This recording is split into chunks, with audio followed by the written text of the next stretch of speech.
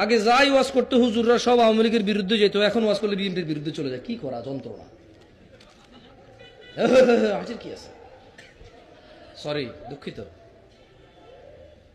আগে হুজুররা ওয়াজ করলে আওয়ামী লীগের বিরুদ্ধে চলে যেত, এখন ওয়াজ করলে এনসিপির বিরুদ্ধে চলে যায়, ডক্টর ইউনূসের বিরুদ্ধে চলে যায়, কারো কারো ওয়াজ জামাত ইসলামের বিরুদ্ধেও যায়, কারো ওয়াজ হেফাজত ইসলাম অথবা চরমায়ের যে পীর সাহেব ওনার তো একটা দল আছে ওটার বিরুদ্ধে চলে যায়। আমি একটা জিনিস খেয়াল করলাম, ওয়াজ আর খুতবা শুধু রাজনীতি যারা করে তাদের বিরুদ্ধে বেশি যায়। ঘটনা কি?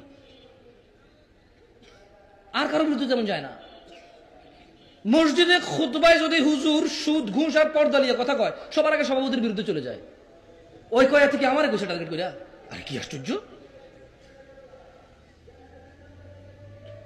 তাহলে নূহ আলাইহিস সালামের জাতি দাওয়াত যত বেশি দিয়েছে তত কি করছে? কি করছে? আর কানে কি দিছে? মুখ কোথায় ডাকছে? জিদ করে কি করছে? অহংকার করছে। আমাদের ভিতরে মিল পাই না আমরা? হ্যাঁ, মিল পাই না? জুমার খুতবার পরে আসরে কেউ নাই, মিল পান না? আপনি মিল পান না? এখানে আমি যদি বলি যে দাড়ি কাটা হারাম, ঠিক কিনা? সব দাড়ি কাটা লোক ঠিক কইছে।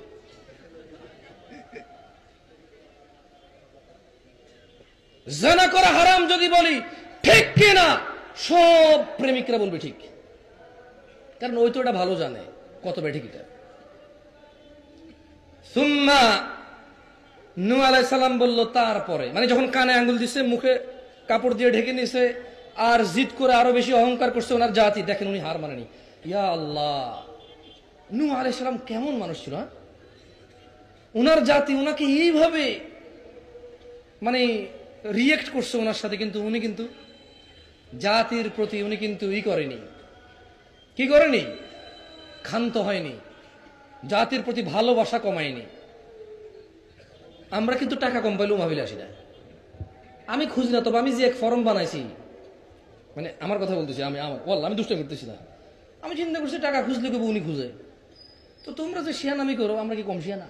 আমি এক ফরম বানাইছি 2022 সালে। এই ফরম 30 জন দাওয়াত দিতে যাইয়া 22 জন বোঝে না কি লিখবে এখানে, আর রিপ্লাই দিতে দেয় না। 8 জনে দেয়, এর মধ্যে 60 জনে সুন্দর করে ইগনোর করে যায় একটা লাইন। 4-5 জনে যা লেখে আমার আর মন চায় না যাইতে।